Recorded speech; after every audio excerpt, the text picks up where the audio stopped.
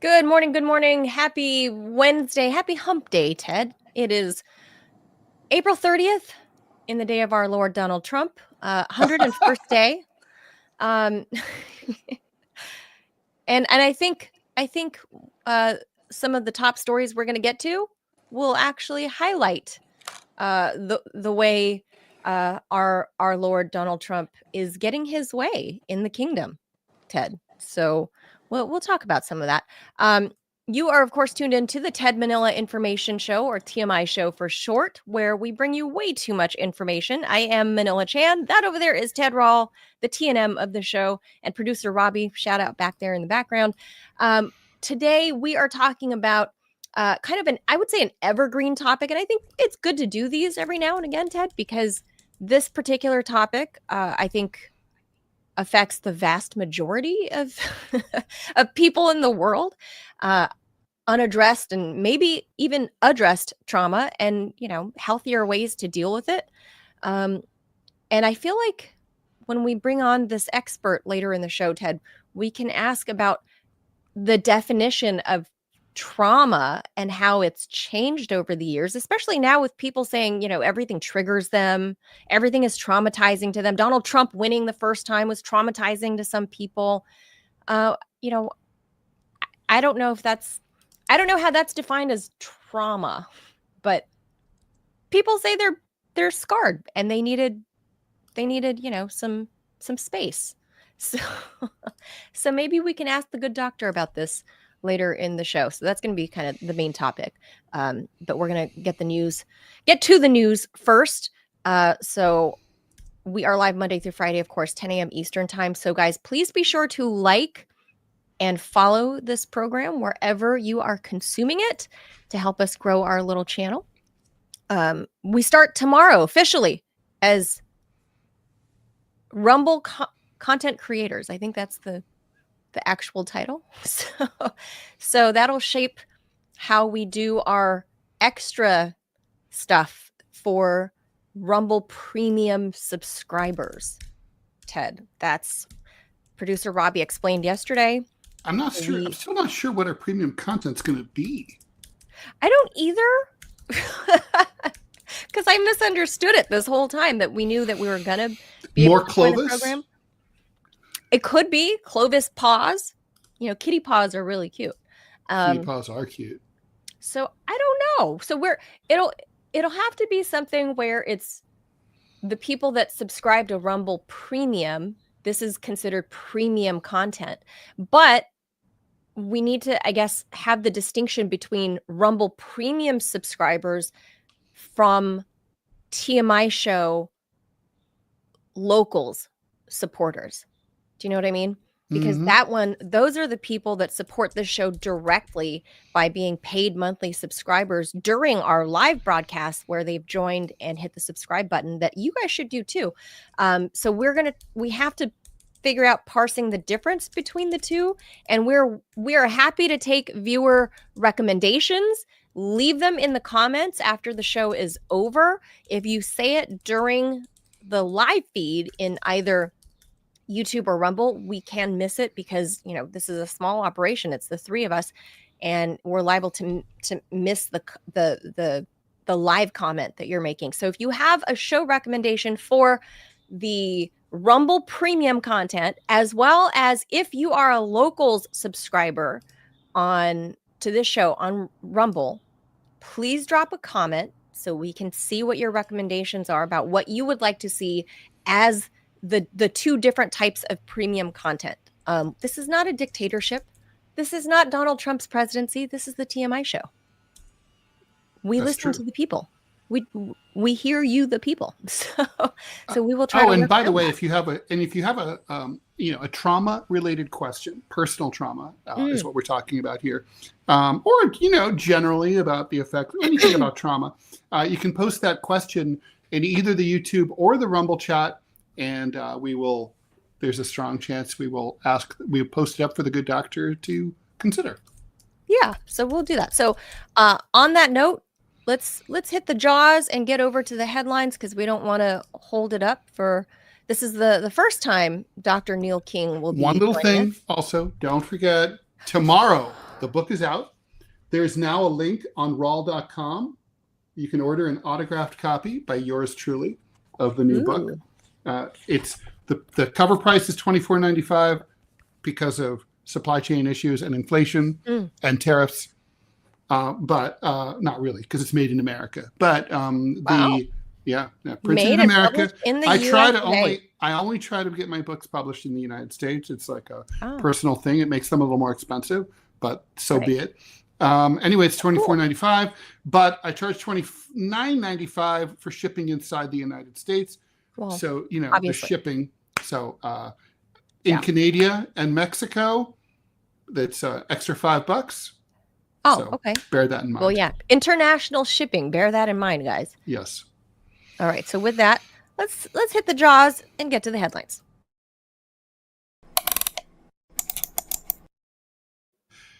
Two Harvard University task forces have released reports that detail allegations of rampant prejudice on campus at Harvard, including examples of both anti-Semitism and Islamophobia. Object, Ted. Pardon? I'm sure you object to that. Well, I don't think it's, true. That's the word we're looking for. The Anti-Semitism Task Force found that the prejudice against Jewish people had infiltrated coursework, social life, and the worldview of certain academic programs, and even its hiring of some professors and faculty, according to the New York Times. The task force investigating the allegations of Islamophobia conducted a survey of Muslim students and faculty, which found that 92% of respondents thought that they would face an academic or professional penalty for expressing their political opinions. Now that part is true, except who are these 8% who think that they wouldn't have a problem saying that they want the Israelis out of Gaza? Anyway, Harvard President Alan Garber apologized for the results of the investigations, which he said was partly because of the Israel-Hamas conflict, and he promised to address the underlying issues. The 23-24 academic year was disappointing and painful, he wrote. I'm sorry for the moments when we failed to meet the high standards, high expectations we set for our community. Harvard cannot and will not abide bigotry.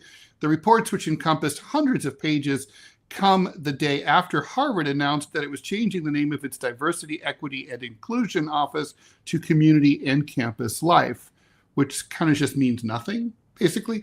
Obviously, you have a community and you have campus life on any college campus. I've read a bunch of these reports. I read the one that that Columbia University, my alma mater, put out.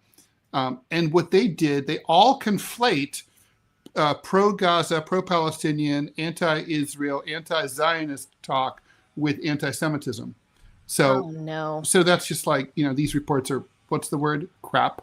But Ted, isn't that, the conflation is done on purpose. It is on purpose. Zionist agenda, and I'm not even sure that we can say that on the YouTubes, because the YouTubes doesn't like that topic. The Zios, as it were. So Ted, you did a deep dive and you talked about it on the show not that long ago about I guess how a normal person would qualify anti-Semitism, meaning like actual, like, I hate you because you're a Jew, or for example, like verbalizing it as such, like making it very clear, or like, I don't know, burning the Star of David. Like, even that's still free speech, but still, at least do something like that. But this is, overclassifying everything as anti-Semitic, as a means to be able to quantify it. Yes. Look, the conflation, as you say, Manila, is intentional. It's something that they've, that the pro-Israel people have been pushing for years, because they, look, everybody's against anti-Semitism, and rightly so. And so, the problem here is that, like, on campuses, a lot of people who are, fighting for the people of Gaza, they are themselves Jewish. And so now, like, extremist groups, I hate to say this, but groups like the Anti-Defamation League of B'nai B'rith, the ADL, they have become extremist in favor of Israel to the point where they're literally calling Jewish people who are activists, like members of Jewish Voice for Peace, un-Jews or non-Jews. What? So they're de-Jewing them. They've been detribed? They're being detribed, or they're attempted to be detribed. It's like, well, you can't really be Jewish if you criticize Netanyahu or Israel. Wow. Wow. So getting disowned by the tribe because of your views on Palestine. Yeah. I thought the whole point of being a so-called member of the tribe was it was a matriarchal birth thing. How do you get that'd be like un-Asianing Tiger Woods. Like, right, and he's only half. But or un-Asianing you. Right, like because I was like, I don't like whatever. Literally, it's as absurd as if we were to say, well, Manila Chand criticized the military junta of Myanmar. Obviously, therefore, because she doesn't like the way that they're treating the Rohingya minority. So therefore, she's not really Asian. Because if to be Asian and moreover, Ted Rall is an anti-Asian because he sympathizes with the plight of the Rohingya minority. And therefore, the fact that he criticizes the State Law and Order Reconciliation Council of Myanmar, that makes it to be anti-Myanmar is to be anti-Asian. That's literally the same logic. Yeah, that is that logic. And as well as Ted, we do often dead name the country. We call it Burma. Yeah, I call it Myanmar because I feel like countries, like people, should be able to be called whatever they want. Myanmar has been, I think, since 1980, they've been Myanmar. And Burma is just the colonial era. I mean, we don't have this problem with other countries. I mean, Congo became Zaire, became Congo. Everybody kept up. Cambodia became Kampuchea, became Cambodia. Yeah, but we have the Burmese tigers and snakes. Ukraine SSR became the Ukraine, became Ukraine. We all kept up. I mean, it's not complicated. Just call countries and things and cats what they want to be called. Yeah, I try to keep up. I still call Twitter. Well, there you go. I still call X Twitter. Yeah, that's hard because X, it's just very hard to call it X. I must be anti. Oh wait, I am anti-social media. Well, you're not that anti-social media. You participate in it. Well, not really. You are anti. I am. All right. Yeah. So there's that. So Ted, last thing I'll ask you though, because this is, it's not too far from the plight of you Colombians, you alumni of Columbia. Do you think Harvard caved to Donald Trump? Is that why this report came out? You think that's what it is? I think, they obviously they didn't cave in that, like, they responded to that letter with a big fuck you, and now they're losing all their money. But they were going to cave. I don't know if you followed this whole thing. I think you did, where basically Harvard was negotiating with the Trump White House, and they were going to follow Columbia's lead and cave. But then accidentally, some lawyer at the Trump White House fired off like a letter that basically had the whole list of demands, basically, and it was an unedited instead of like, it was basically like, if we asked for the whole world, this is what would be in it. They fired that off to Harvard, and it was not authorized by the powers that be at the White House. And then Harvard was like, holy shit, we thought we were making progress here. Okay, fuck them.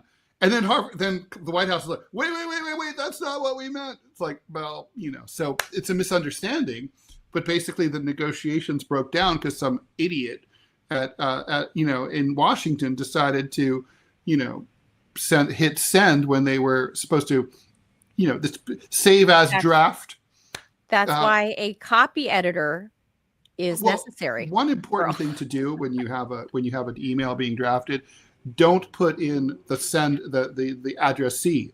Don't put in their email yet. So that way, if you do hit send, it can't go anywhere. But yeah, people don't always do that. So it's kind of a funny story. So I think this report obviously was weeks, months in the making, and it's a vestige of the it was from we were going to sell out period, and now we're not going to sell out. Oh, so because I thought the timing seemed strange, like when I saw the video that we were playing prior of some of the board members of this I don't know group, this ragtag group of professors that were, doing this thing. Apparently, it had been in the works for a full year before they released this task force report.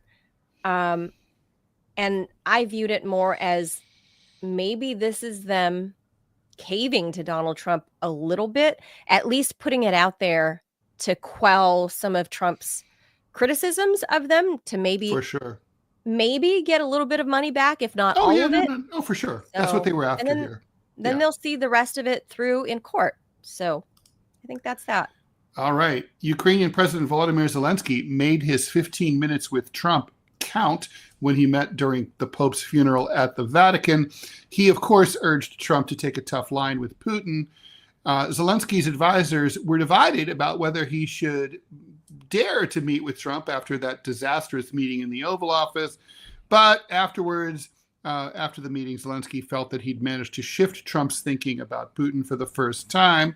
Zelensky received some signals before the funeral that Trump was prepared to meet.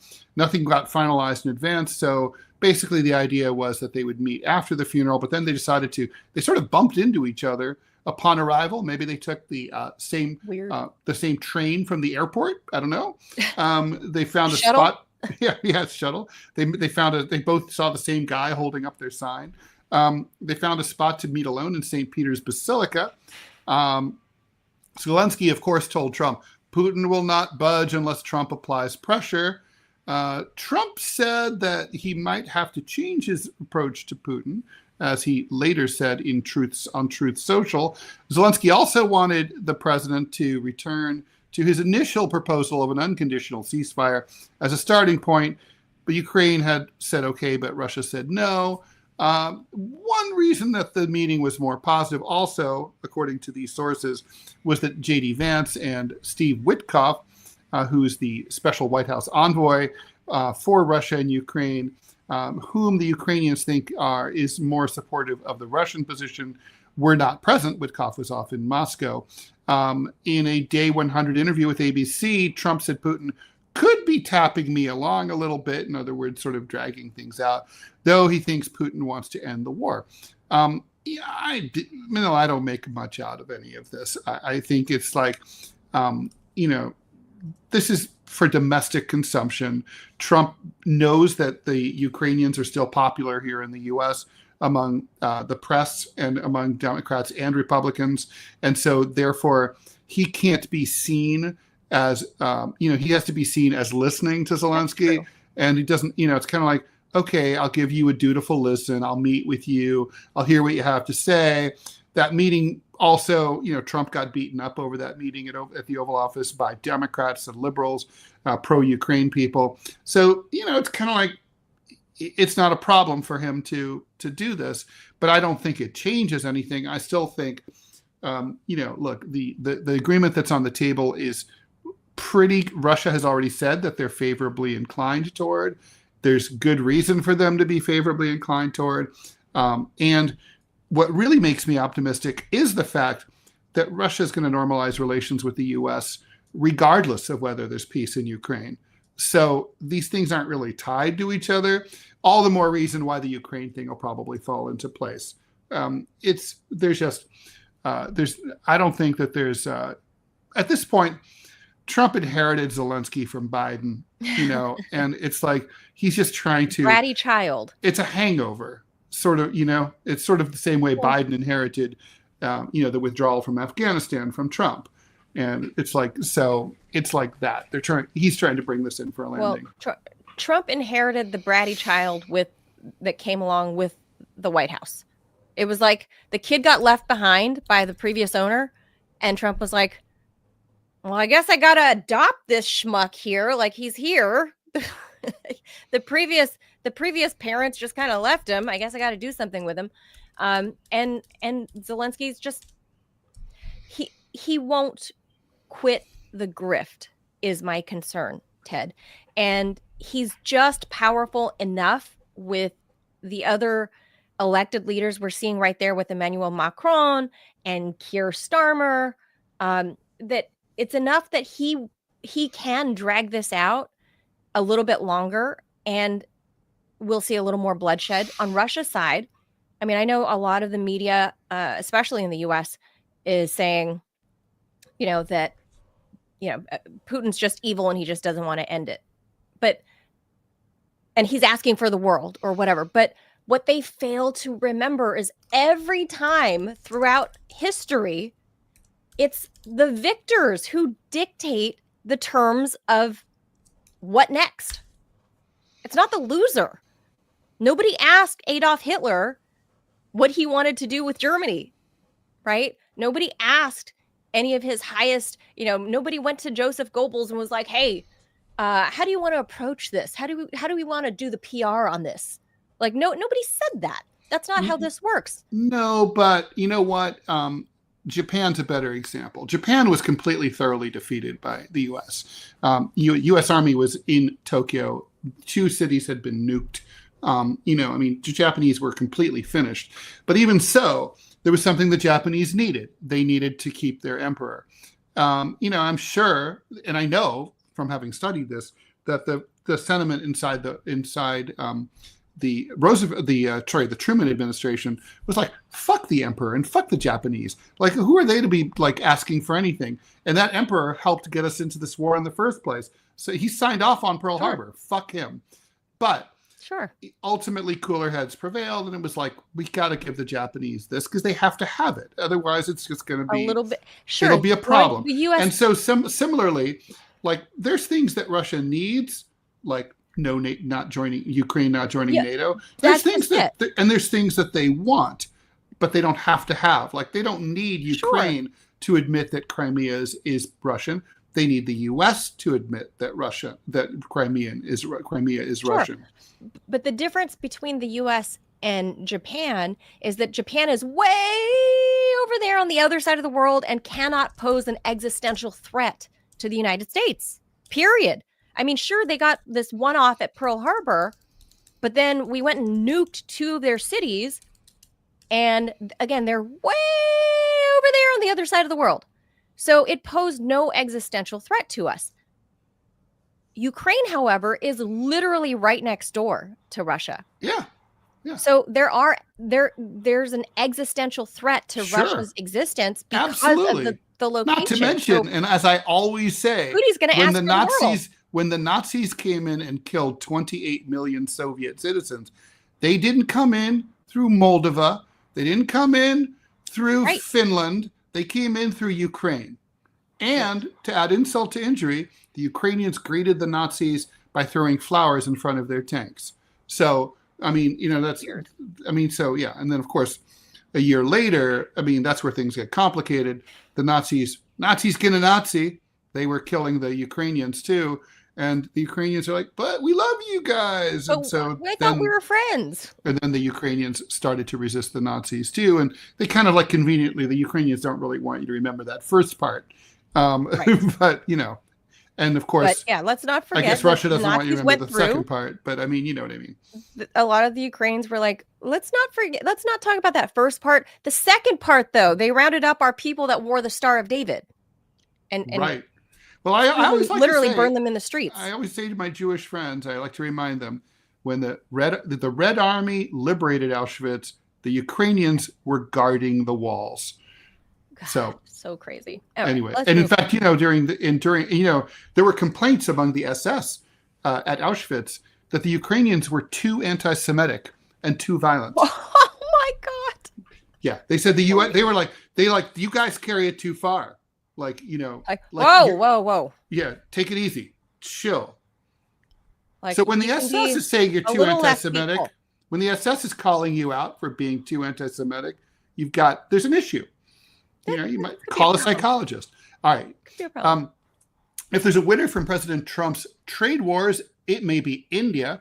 Its rivalry with China gives Prime Minister Narendra Modi a reason to build new bridges with the U.S. That's one of the reasons India has joined the so-called Quad. That's an Indo-Pacific forum for strategic and diplomatic dialogue with fellow democracies, Japan, Australia, and the U.S., starting in 2007. Modi's been around long enough to have navigated trade frictions during the first Trump administration, and he was one of the first world leaders to approach Trump earlier this year with a conciliatory approach to those trade tensions that have been going on between the U.S. and pretty much everyone. Now, according to Treasury Secretary Scott Bessent, the first phase of a new U.S.-India trade deal may be one of the first trade deals we would sign. Following a visit to D.C. last week, Rajesh Agrawal, he's the lead trade negotiator for India, said that he had hopes for a mutually beneficial multi-sector bilateral trade agreement by this fall, including through opportunities for early mutual wins. Creating more markets for U.S. exports will, of course, come at a cost in a country long known for trade protectionism. But Modi has also made moves in recent years to open trade talks with the EU, the UK, and other countries. Also, to avoid the Trump administration's tariffs on China, Apple has unveiled plans to move production of most of its 60 million iPhones that it sells in the U.S. every year from China to India by the end of 2026, although that transition could end up taking a little bit longer. So that's interesting. India people don't really realize, is actually a very state-run economy. They regulate, the government sets a lot of prices for consumer goods. It's not like a totally free market. It's very socialistic in a lot of ways. Yes. And I think I'm not going to have too much to say about that. I just feel that the fact that Trump is willing to play ball with India is kind of antithetical to what he says he's going to do with the whole, we're going to bring production back to the US. I don't think this will solve it, because you're just you're robbing Peter to pay Paul, taking out of China to put in India. So for me, this is just kind of, India will be the new China. That's all. Just right. Peter to pay Paul. That's all. Agreed. By the way, I'd like to thank Peter1VE in the Rumble chat who ordered my book. Thank you. Remember, it comes with an autograph. Nice, Peter. What's Left? Radical Solutions for Radical Problems. If you want to know about what the left is outside of the Democratic Party, in other words, the real left, the actual left, that's what this book is seeking to define. So thank you very much, Peter, for ordering that. All right, let's keep going here. I see our guest is on the line in the green room. Defense Secretary Hegseth says the Pentagon will no longer, quote, do climate change crap. But the changing climate has a lot more in store for him and the military. So every, of course, war and conflict is influenced by the weather. Let's not forget Napoleon and Hitler invading Russia in 1812 and 1941, respectively. Not to mention the weather was very important for D-Day in 1944, biggest naval armada of all time. Not to mention the Spanish Armada was wiped out by storms. So weather always matters. Climate change is already shifting geopolitics. Trump has mused about 40 big icebreakers and taking control of Greenland as melting Arctic ice increases competition with Russia and China in the Arctic Sea. Rising sea levels and deeper flooding jeopardize existing bases and limit where new ones can be built. For example, Naval Station Norfolk in Virginia and Parris Island in South Carolina are vulnerable to rising ocean waters. Drought and extreme heat kills. It also spurs economic and political unrest, as we saw recently in the Sahel section of Central Africa. Separately, keeping cool requires planning and resources, complicating logistics for American troops and allied troops in various theaters around the world.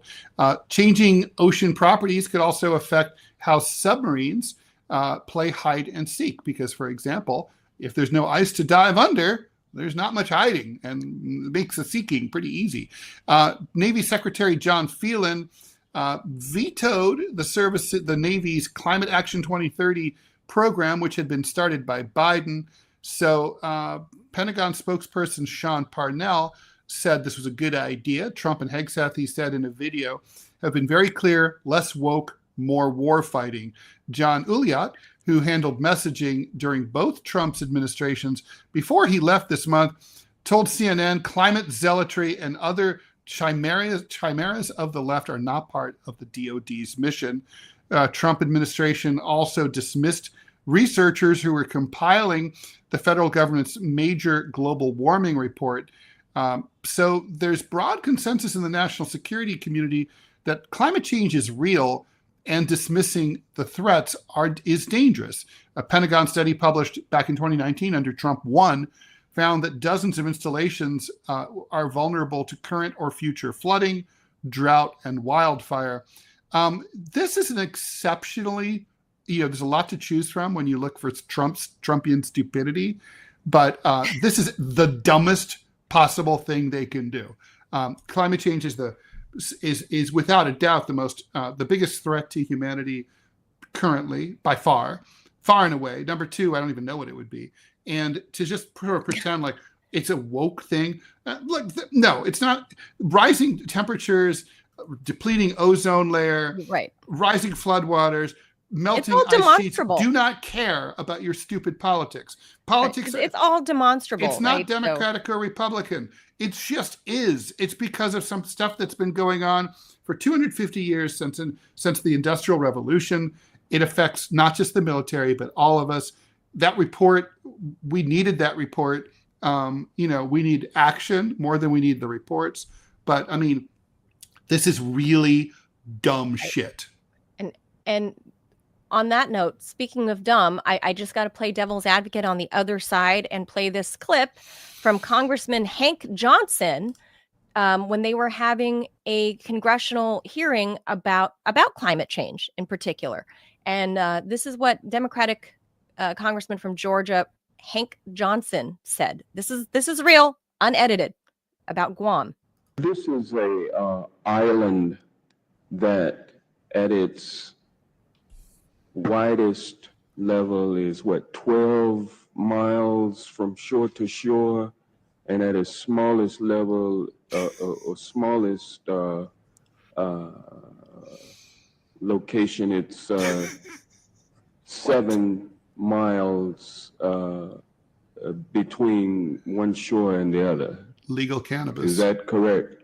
I don't have the exact dimensions, but to your point, sir, I think Guam is a small island. Very small island, and about 24 miles, if I recall, long. Wow. So 24 miles long, wow. About 7 miles wide at the least widest place on the island, and about 12 miles wide on the widest part of the island. And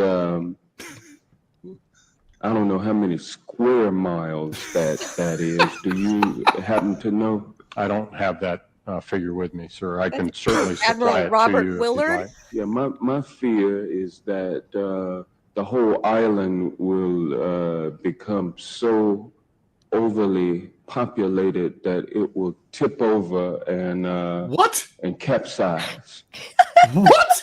Who is this person? We don't anticipate that. The Guam population, I think, currently about 175,000, and again, with 8,000 Marines and their families, it's an addition of about 25,000 more into the population. That is Representative Hank Johnson, Democrat from Georgia. That's a congressman. That's a congressman. That is a congressman who was elected by people to represent them in Congress. American people voted for him, and he was posing the question to Admiral. Yeah, well, probably because I don't know how. I admired that he didn't chastise the congressman for asking if Guam might capsize if the U.S. expands its base in Guam. It's not. It's not floating, dude. I just don't. When I saw this, I thought this had to be. Oh my God. I thought, no. Like, we're talking about climate change. We're talking okay, and I had to. It's real.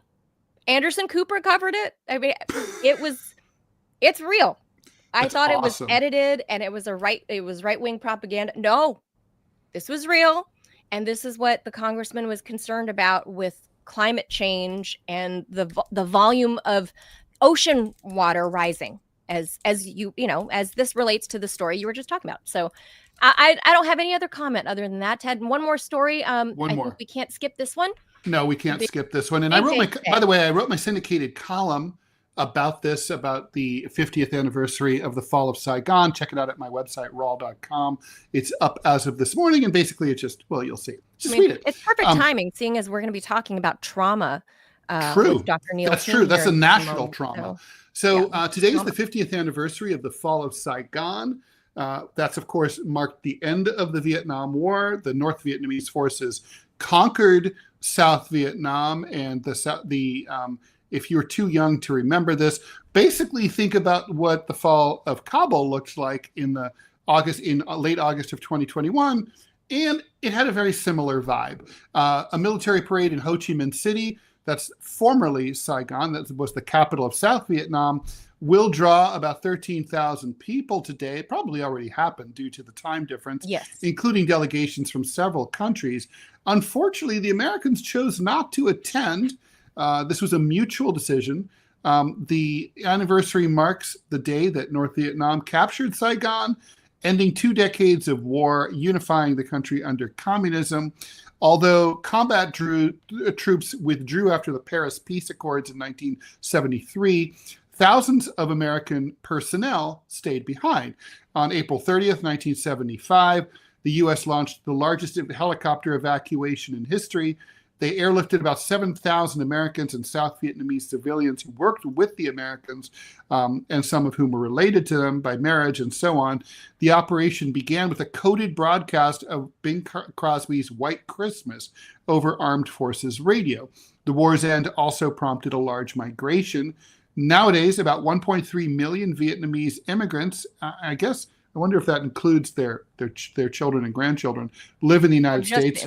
Many of them were something that you and I have in common, where you grew up there in Southern California, and many of them also where I grew up in Dayton, because there was a major Air Force base, and they ended up, they flew them to Wright-Patterson Air Force Base. No kidding. I didn't know that. So there's a huge Vietnamese community there, and it definitely improved the food situation enormously. At the war's peak, about 543,000 U.S. troops were stationed in country.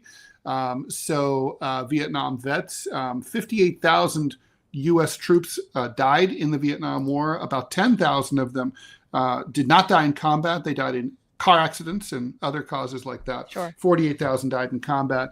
And its estimates of the Vietnamese dead range between 1.5 and 2 million. 2 million is the more credible figure. And that's not including those who died during the French part of the conflict before 1954. So, that's it is a national trauma. I argued in my essay that we've never gotten over it. We've never really learned what went wrong there. And basically what went wrong is that people don't like to be invaded and occupied. They want self-determination. They want to do their own thing. It doesn't matter how nice or benevolent you think you are. They want to have their own culture, their own economic system.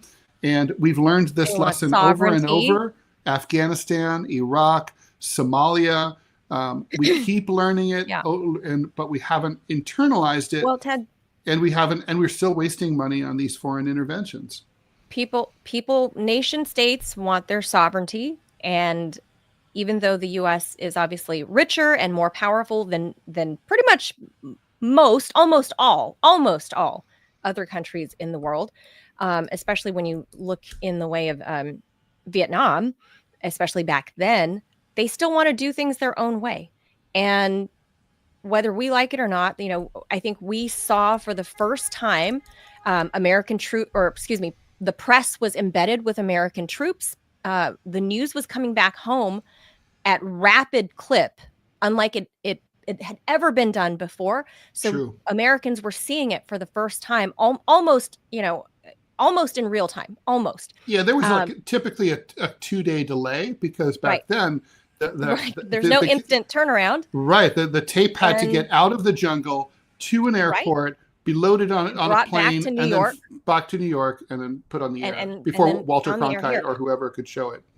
And I think what the U.S. saw and what traumatized, I think, a lot of the South Vietnamese, and like I said, being from Southern California, and there's this area called Little Saigon in Orange County. A lot of the South Vietnamese that fled there, their trauma, not only from witnessing war, was that they also felt betrayal, the trauma of betrayal by America's forces, by American politicians that did not see this through. That when the fall was coming, it was poor planning. And for the American people, we saw for the first time that the U.S. was kind of engaging in this war that wasn't actually existential to it, right? That there was no existential threat to the United States. How could there have been? That's my point. They're like 12,000 miles away. And Americans saw it for the first time. American foreign policy at work, and for the survivors of this war. I mean, my family has trauma from it, from the secret war, right? Because the secret war and the Vietnam War go in tandem, hand in hand. The fall of Vientiane in Laos happened in August. So it was a few months after the fall of Saigon. So these are inextricably tied. And it was American foreign policy on full display, and the bad choices our politicians made and have traumatized multiple generations of people on both sides of the planet. So that's all I'll say about this 50th anniversary. It's a dubious anniversary. And I feel that our politicians and the policymakers, the people of the think tanks haven't learned from it, and we're not gonna. Okay, let's jaws it and bring in our guest. That's right. All right.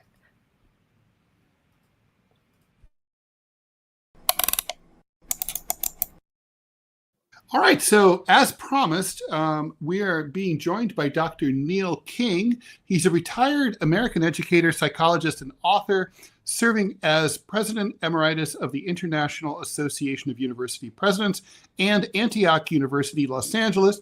He's contributed significantly to higher education and trauma studies, and his most recent memoir is called Trauma is a Thief, which explores his personal experiences with childhood trauma, fully putting all my cards on the table here. I'm in therapy. My psychologist said that she diagnosed me with 4 different kinds of PTSD from childhood and having done war correspondency in Afghanistan. She said I was like one of the most traumatized people she'd ever met. So I was very interested in talking to you. I know that this is a really, it's an epidemic. It's a pandemic, in the United States. Yes, and thank you for being here. And so thank you for joining us. And we look forward to, and also for the listeners, if you're on the Rumble feed or the YouTube feed and you have a question for Dr. King, please type it up. And if we like it, we'll put it up. And if we don't like it, we're not going to put it up. Thanks, Dr. King, for joining us. Well, thanks for the invitation. It's a pleasure to be here. So let's talk a little bit about your book. Tell us what were your what is the I haven't had a chance to read it. Obviously, it just came out. What happened to you, and how did you deal with it? How are you dealing with it? There's sort of a sense, in America, that we kind of pull ourselves up by our bootstraps. We don't talk about if something bad happened, it's like, okay, well, roll with the punches, get back off the ground, just buck up, little soldier. But that's not reality. Get back in the saddle. That's not reality, is it? Well, it is reality for some people, who internalize and keep going, and who don't stop and sort of address and look at what the impact is. And in my instance, and I want to state from the outset, I don't pretend in the book to be poster boy for trauma. I can only talk about my lived experience, but I have the tools now from this state of life to go back as a researcher, as a psychologist, as an educator, and kind of walk people through what it's like from the inside. I feel like I say in the introduction, I'm kind of the in-house ethnographer, drawing the curtain back to allow people to see inside a very disturbed family. My father was a pedophile, sociopath, a narcissist, an extremely angry man. He was a military officer. He sexually and physically abused my older brother and myself. My younger sister was more tangentially abused by virtue of his sexism. My mother was 18 years old when they married, had 3 kids by 25, was a Navy wife. She was moving around. She spent most of her life drinking, severely depressed, paralyzed, unable to act.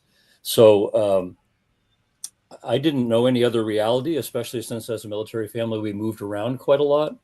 I come out of a generation. I was actually in Southeast Asia as a conscientious objector in the late 60s, early 70s. I was in Laos. I was in southern Laos. Wow. So I mentioned that in the book. I talk about that, that my trauma, my response to it was to escape, to get away from it. I didn't want anything any more to do with it than I possibly could have. And so it sent me repeatedly out into the world to try to, I felt like a tumbling in a clothes dryer, and trying to figure out what was going on and make sense out of it. But that process for me gradually worked, landed me in graduate school, became the path to my becoming a psychologist, allowed me to get inside of and underneath through my own therapies as the client, as the patient, and then also on the other side of it as the therapist.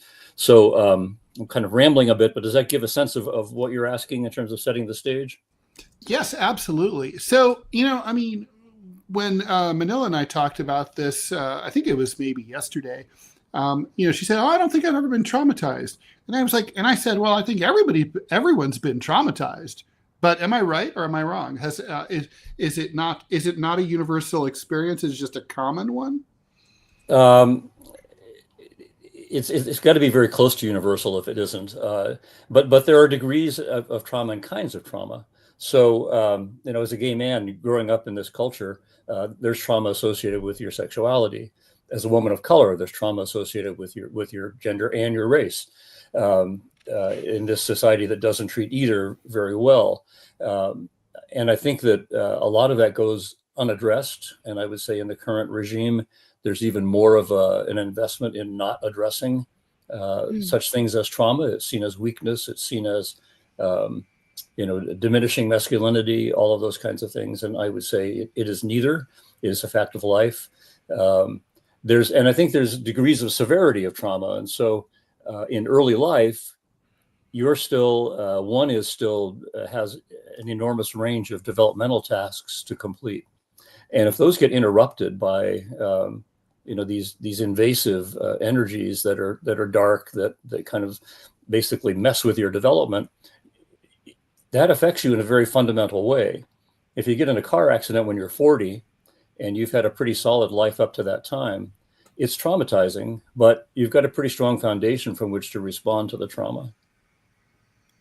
Now, Doctor, on that note, would you say that perhaps how people respond to trauma, are people just built differently? I mean, that's got to be a thing, right? I mean, two kids from the one same divorced household could grow up to respond and behave differently and live very different lives.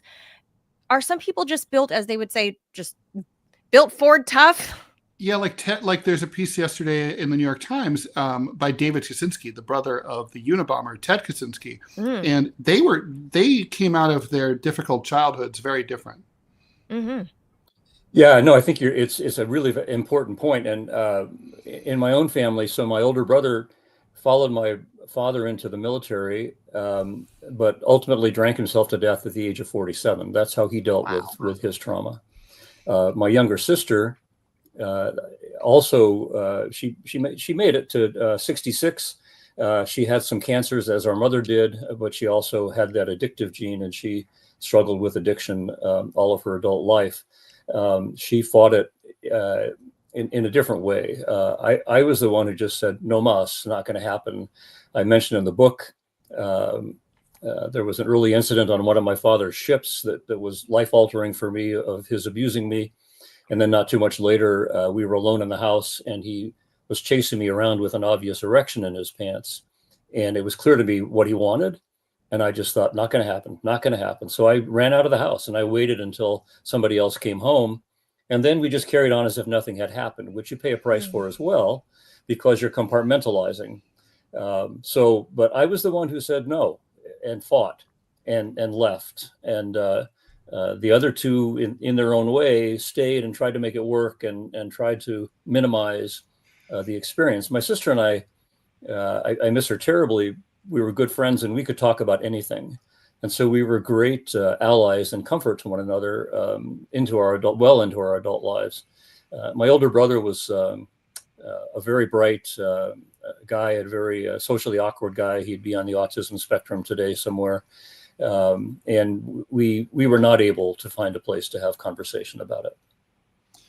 So one of the definitions of PTSD that I really like is that when you, and tell me if I'm right about this, is that you're kind of, people who suffer from it are frozen in time, mentally and psychologically, emotionally, from the time of the trauma that happened. So in other words, for most people, let's say, like I got bitten by a dog when I was a kid. Well, I'm not scared of dogs anymore. I got over it over time. I like dogs now. But for a long time, I was afraid of dogs. And then I slowly got over it as I met nice dogs. And now it's not an issue. On the other hand, I think about, like, say, my mother living in Nazi-occupied France. Her teacher was executed in front of the class because she was allegedly a member of the French resistance. And they wanted to make an example of her. When my mom would tell this story, it was as if she was that 7-year-old little girl. She cried like a little girl, not like a woman. It was as if she had never left that. She was locked emotionally in that moment. And there were many other things like that with her. You'll hear about, say, a war veteran from Iraq who gets blown up by an IED, and when they talk about it, they're still like there, like it just happened. Some of them, not all of them. Is that like a useful way to think about PTSD? Yeah, I think. The title I chose for the book, "Trauma is a Thief," speaks to that, and my premise is that it steals something significant from you that you never get back 100%. Mm-hmm. At the same time, I think that by facing the trauma, by acknowledging it in some ways, and at times it means essentially reliving it, you can thaw some of the edges of that frozen place and recover, vitality and life in those places that you've been able to thaw. But I don't believe, and I don't know that I may be at odds with others who believe differently, but I don't believe that you ever can fully erase the impact of something like what your mother experienced, what I experienced as a child. I have a good life today. I have a full life. It's taken a lot of work. And that's a part of why I write the book, because I wanted, the book is written for survivors, people who love them and don't quite understand them all the time, and people who study them and work with them. And the idea is to give at least an example of somebody who has, put it through a great deal of energy, has managed to not escape, not totally unimpaired, but to come out on the other side, be able to talk about it, be able to own it, be able to internalize it and integrate it and go on. And Doctor, I'm curious about, you mentioned that you went to Laos, and I'm Lao American, first American born. From what you were saying, yeah. Yeah, first American born in my family that escaped Laos in the 1970s. I'm curious to know your thoughts on this emerging, I don't know if it's a form of psychology or psychiatry, of generational trauma, of epigenetics. I mean, do you believe that that's real? I know it's an emerging area of study, field of study. Is that a thing? Can the trauma be so ingrained that it somehow gets into your DNA? And something like my family escaping Laos, and could it be something that I have shared trauma somehow because of this this epigenetic theory, or am I conflating this or confusing this with being a very empathetic person, with being a compassionate person, that I'm, effectively feeling their pain? Is this a thing, epigenetics? I think it is. I didn't know it had a name, but I think it is a thing. And I talk about it in my own book. But let me first mention, I was in Laos in 1969 and 1970. Wow. And I was there during the time You look that... too young. Well, I mean, I think we have probably, I was there during the time that the U.S. invaded Cambodia. Students who I was very close with, I was running an English language school. After I left, we stayed in touch, and many of them fled. Could well have been your parents, wound up in refugee camps in Thailand. Eventually, some of them made their way to England, where I was later working at the American school, reconnected with them. So they had the experience of invasion, of fleeing, of life in a refugee camp, and then of trying to make a new life in a foreign culture.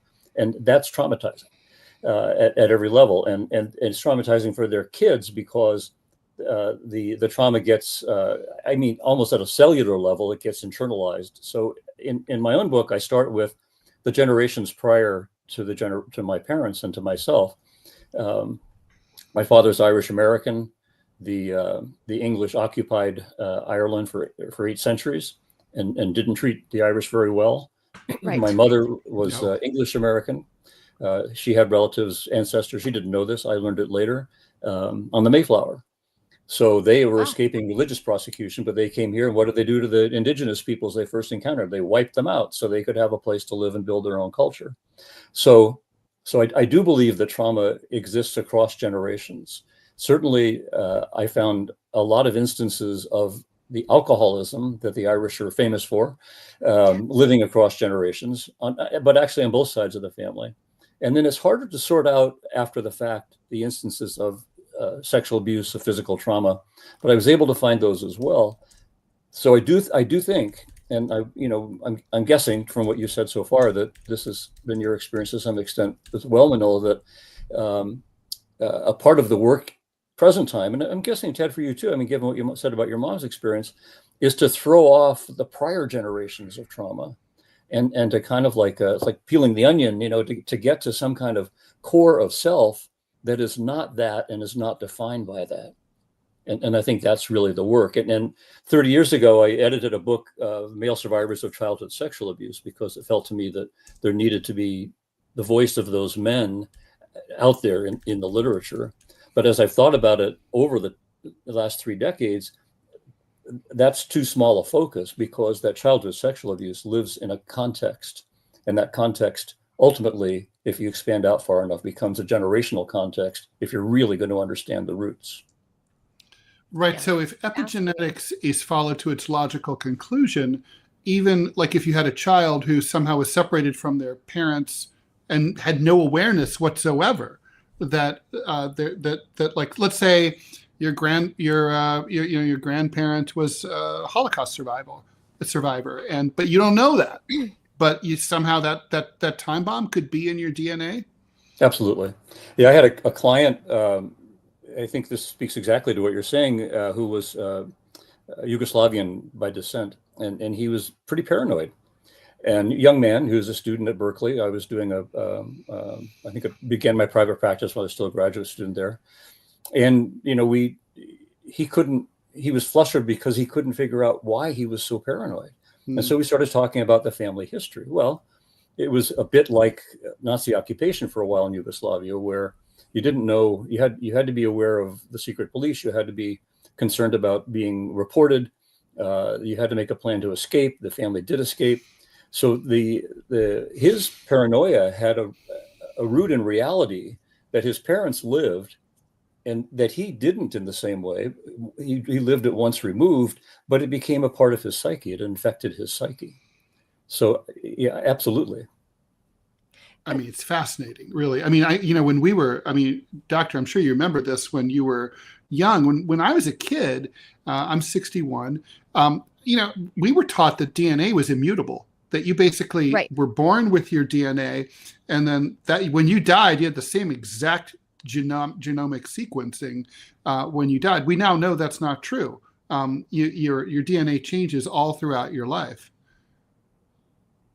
Yeah, so that's a sort of a biological explanation for what, I, as a psychologist, tend to approach more psychologically, which is that, the damage from trauma is not immutable. It can be addressed, it can be softened, it can be worked with, it can be worked through. But again, my own belief is it can't be erased. And there's all sorts of interesting techniques, like I've done EMDR. I was wondering if you could talk a little bit about that and the other techniques that are used. Well, I talked about my own therapies, and some of them were formal and some of them were informal, and they included things like LSD, silence.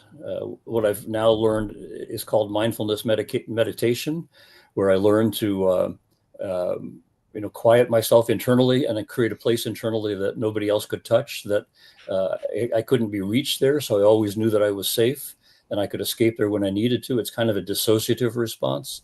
And I worked with a hypnotherapist who did great work with him. I worked with a number of psychotherapists. Some were helpful, some were not helpful. They were psychiatrists and they were master's level trained counselors. Did a lot of dream work. A couple Jungian analysts did a lot of dream work. So I think there's, again, in my opinion, there isn't a single path. I benefited from multiple paths. Some of them I was my own guide. Some of them I had, professional assistance. I think for the individual survivor, it's important to kind of get in touch internally with what you need and what's going to work for you. And one of the things that I talk about in the book is if you can identify, one person in your universe who's a good person and is kind to you and cares about you, go in that direction. And try to build on that. And the more sort of empathic connection that you can create in your life, the more that's going to lead you out of the darkness that otherwise can consume you. And then if you have the awareness and you recognize this person is wanting to pull me more into an addictive direction, a dark direction, a violent direction, try not to go that way. Try to go the other way.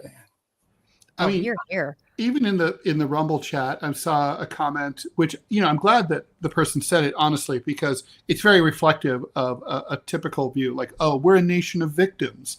Some people are traumatized because like their father didn't show up to their, watch them in Little League or whatever. Or their recital or something. Well, I was just going to ask about that, Tad. I mean, Dr. King, with today's society, I think a lot of people have classified the younger generation as too fragile, right? The snowflake generation, as it were, the youngest of the millennials, all the way down. Wimps. Right. They're unable to cope. Is there any truth to that, or are older generations like the Gen Xers like myself or the Boomers saying, are we just being too cruel and not being an understanding or a very compassionate generation towards them? By the way, it's not just about compassion. It's also about society, because when people are damaged by trauma and they're not able to recover, hey, if you become an alcoholic, you get in your car, you might kill someone.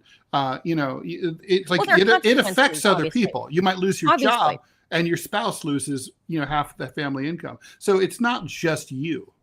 But we as a culture, though, Doctor, aren't we also kind of re-qualifying what a trauma is? I mean, have we, by way of TikTok and social media and whatever, everything suddenly is, oh, I'm so traumatized. It's become part of the vernacular in American, common language. The young kids, everything is, oh, that's so traumatizing. I'm so traumatized. Everything becomes traumatized. Like you couldn't get the table you wanted at dinner. And seriously, this is what people complain about on social media. That's what you're hearing from the young people. I mean, haven't they kind of taken away, by doing that, taken away the seriousness of what real trauma is? Or am I just misreading this and being too much of a Gen Xer? I think there's something for what you're, it's become kind of a catch-all for a lot of experience. And I I don't know, I have such a range of thoughts or reactions to what you're saying, but on the one hand, generationally, so Seth was referencing when I grew up, I'm 78, I don't think I ever heard the word trauma. I don't think I had much of a sense of, what it was, let alone that it was happening to me. And we didn't have reference to alcoholism or addiction and child abuse and child, family services. Those things didn't exist. You figured it out, and you kind of, maintained your course because there were no other alternatives. I do think that today, I'm really glad I grew up in a time when there wasn't social media, because I think your young people today are flooded with so much stimulation, and now in the period of AI and misinformation and propaganda, how can you possibly sort out what's real and what's not? And then again, when we grew up, they were imperfect. We've learned, but we had these social structures that it seemed like, the churches, the government, the legal establishment, they all had some kind of credibility and gave us some kind of a comfort. And one generation was able to improve upon the fate of the last generation. Young people today aren't even sure that they can pay the bills, let alone rent an apartment, let alone buy a house, let alone afford to raise kids. And that's a social phenomenon that I think has many, many layers that the current regime, again, is trying to pretend isn't there just by being tough. But I don't think that's really going to get us out of it. Yeah, a part of me, just because I grew up with the family I grew up with and heard the literal war stories of survivorship, that literal war stories. When I hear people's complaints over the most superficial things, I don't know if I'm just being cruel or if they are the ones truly cheapening what it means to be traumatized, or to use that word flagrantly, that it starts to not have meaning anymore. That when, it just, I feel like it cheapens the whole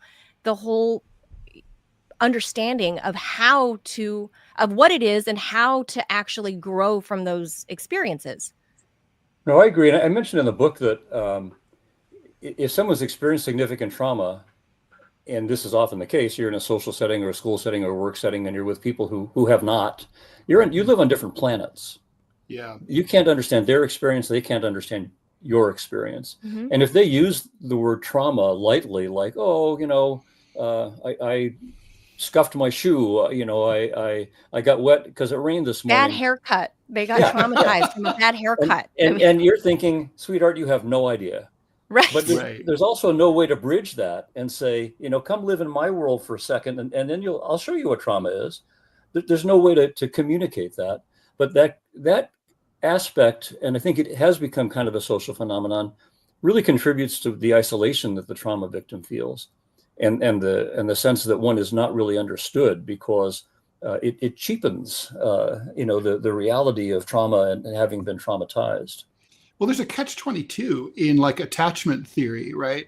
Which is not, I don't know how scientific it is, but it's interesting, Dr. King. And there's, for example, the argument is that people who have a secure attachment style are the best match for someone who has an insecure attachment style due to trauma. But the funny thing is, the person with trauma is never really going to be fully understood by that person. That's right. They don't share that experience.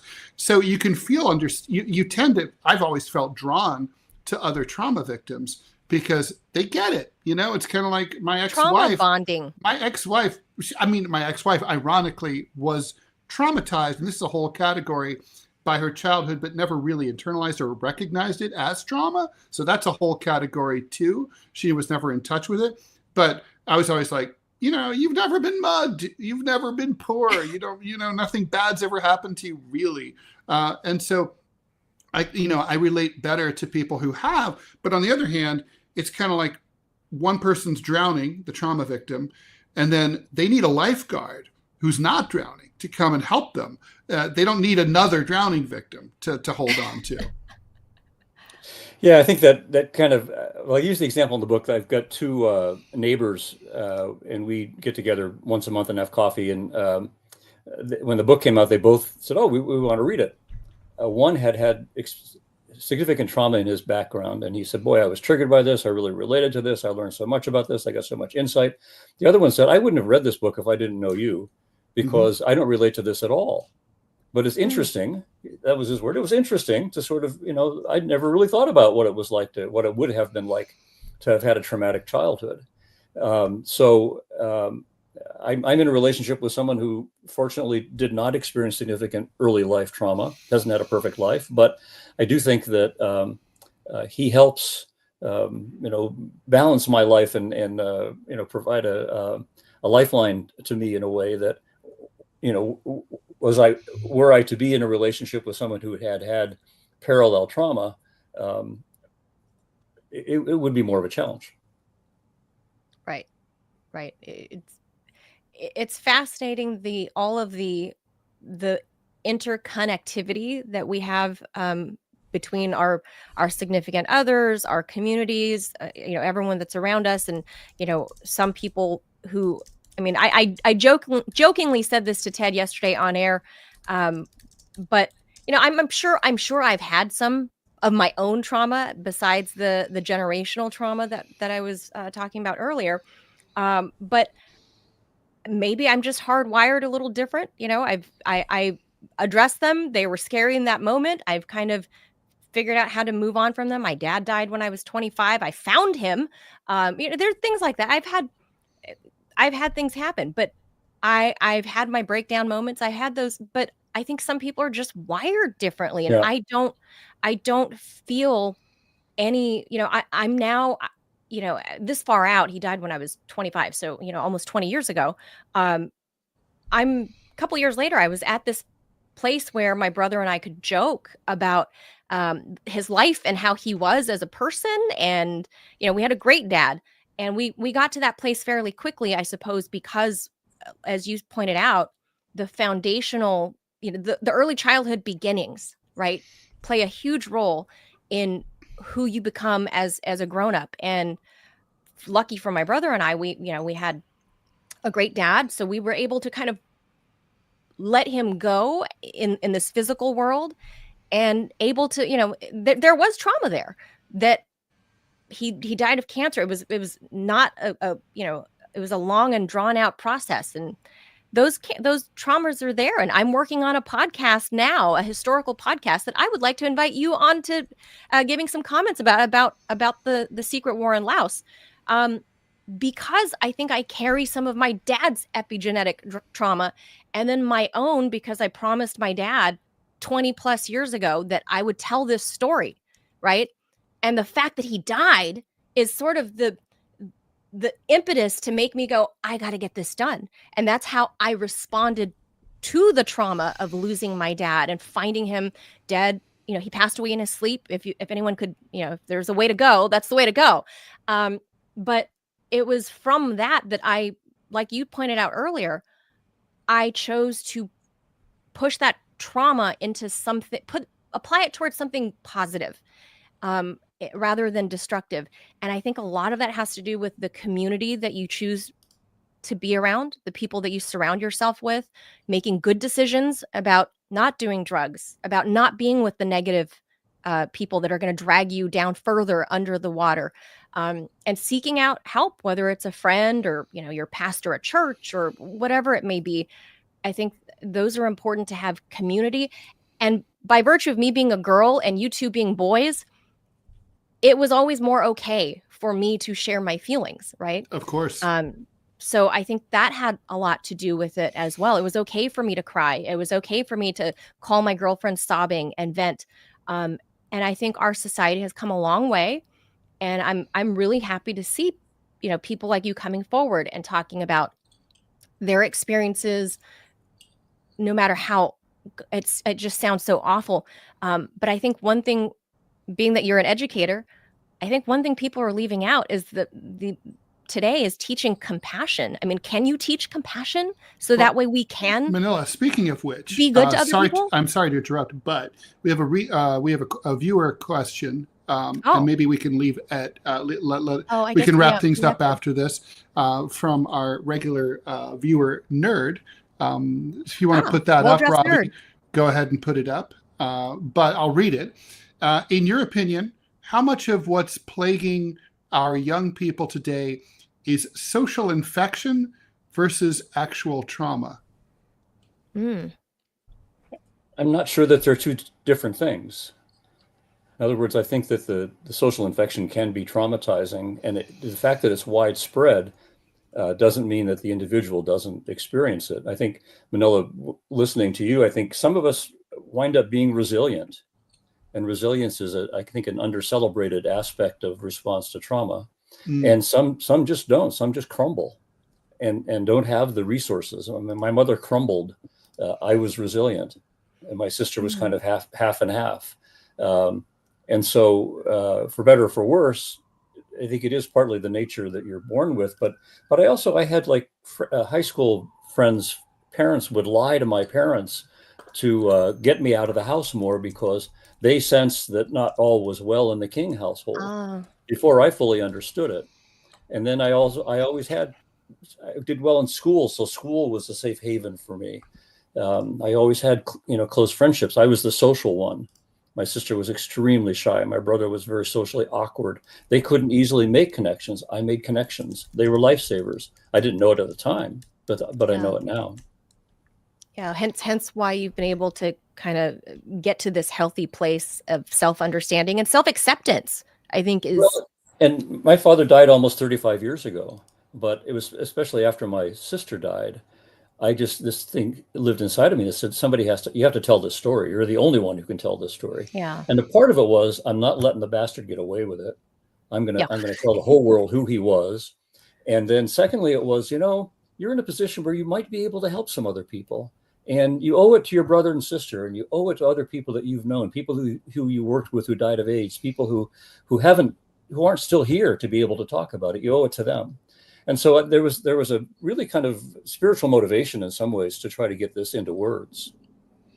Yeah, Dr. King, you're awesome. Thank you so much for joining us. You are awesome. I hope you'll come back and talk to us again. And I hope you'll join me on my historical podcast that I'm working on. So that's amazing. I mean, you don't meet too many people that go to Laos. Manila's project is super interesting for sure. My year in Laos was absolutely fascinating. I'd love to talk with you about it. Amazing. How kismet is this? It's like amazing. All right, Dr. Neal King, thanks so much for joining us. Dr. Neal King is a retired American educator, psychologist, and author, serving as president emeritus of the International Association of University Presidents and Antioch University, Los Angeles. He has contributed significantly to higher education and trauma studies, notably through his memoir, Trauma is a Thief, which explores his personal experiences with childhood trauma. Thanks for joining us here on the TMI Show, and I hope we talk to you soon. Great to meet you both. Thank you very much. Take care, Doctor. Bye-bye. That was great. What a great conversation. Totally. And, honestly, I think it's really important, sometimes like people will say, well, trauma is not a real thing and just get over it. Sure. I mean, and they'll say like, look at Colin Powell, he was Black and he grew up poor in Harlem, but he ended up becoming a 4-star general and incredibly successful, could have been a presidential candidate for either party, blah, blah, blah. Well, the reason that he's so notable is because he's an exception. And what happens is if you expose a population of people, let's say 1 million people, to the same trauma, some people, it'll basically not show on one end of the bell curve. Right. Other people will completely fall apart. And most people will be somewhere in between, and it'll have an effect, but it won't completely destroy them. It's sort of like if 1 million people smoke. Some people get lung cancer. Some people, nothing happens at all. Some people get asthma, right? I mean, so it's just like and so it doesn't mean that the people who get lung cancer are wusses. It's just that like over a bell curve, a normal distribution, some people have different reactions, and there's genetic predisposition and so on. So people who have lung cancer in their family are more likely to get lung cancer from smoking than people who don't. Anyway, same thing with trauma. Trauma is not well understood, and it's kind of true when one of the rumblers said, like, well, no one has a perfect life. That's true. And, everybody's going to suffer the death of a loved one. Of Most course. people are going to lose a job that they like or need. Most people are just there twice. Yeah, I mean, it's like, so traumas are going to happen. Most people, if you drive, probably going to get into a car accident at some point.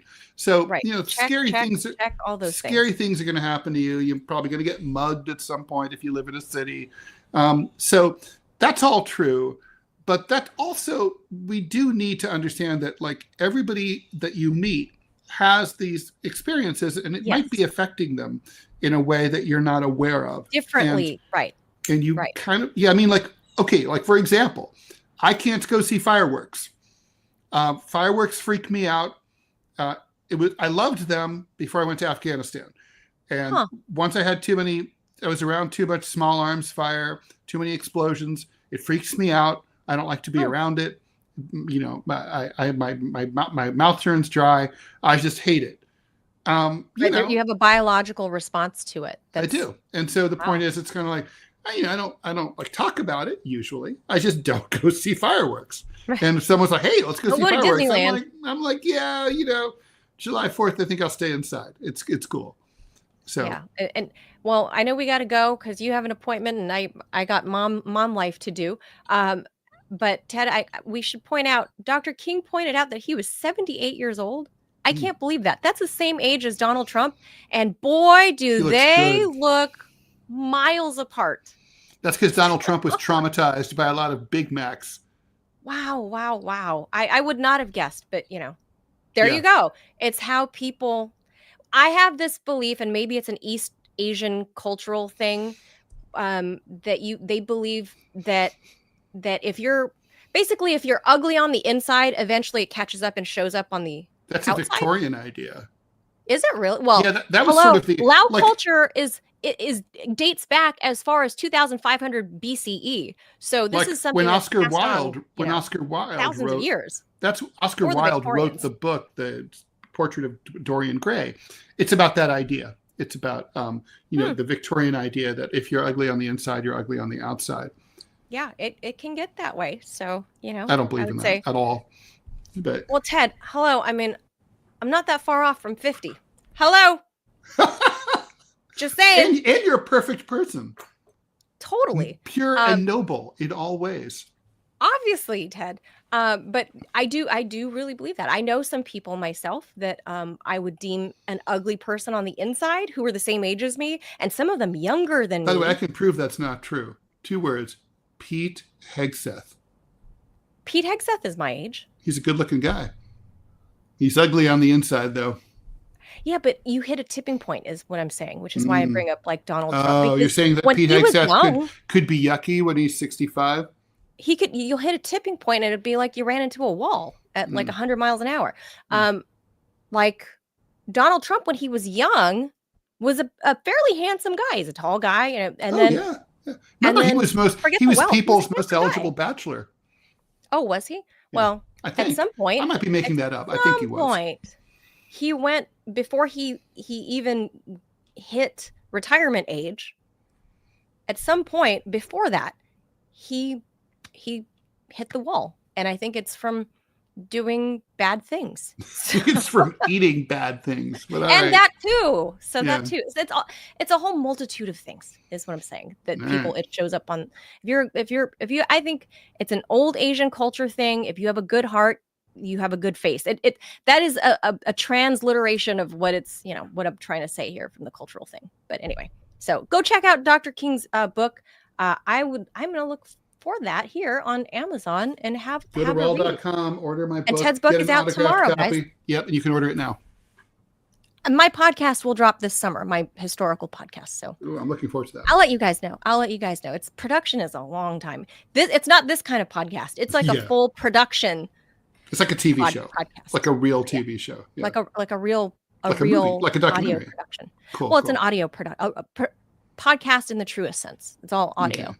Cool. But real production. So I'll let you guys know when it drops. So that's it. Thank you for tuning in, guys. Make sure you guys hit the like and the subscribe button wherever you are consuming this content. And we'll be back tomorrow, 10 a.m. Eastern. Adios, amigos.